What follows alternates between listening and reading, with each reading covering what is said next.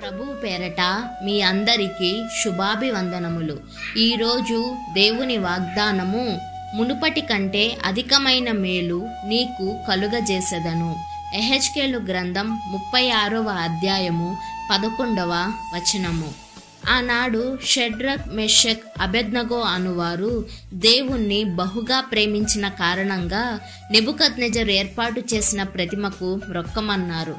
అందుకు వీరికి కీడు చేయాలని రాజు 7 అంతల వేడితో అగ్నిగుండాన్ని పెంచి ఆ అగ్నిగుండములో వీరిని పడవేసిన దేవుడు వారిని అగ్ని తాకకుండా కాపాడారు.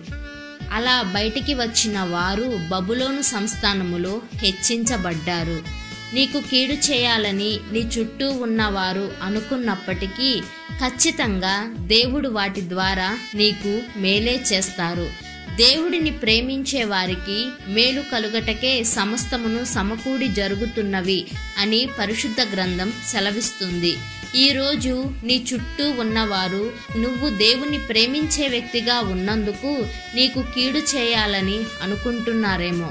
అలా అనుకున్నా సరే, దేవుడు ఉన్న మేలు నుంచి అధికమైన మేలుతో నిన్ను నింపుతారు. అత్యధికమైన ఆశీర్వాదాలతో నిన్ను ఆశీర్వదిస్తారు. ఈ వాగ్దానాన్ని నమ్మి దేవుడిని విశ్వసించి ప్రార్థించి రోజును మొదలు పెడదాము.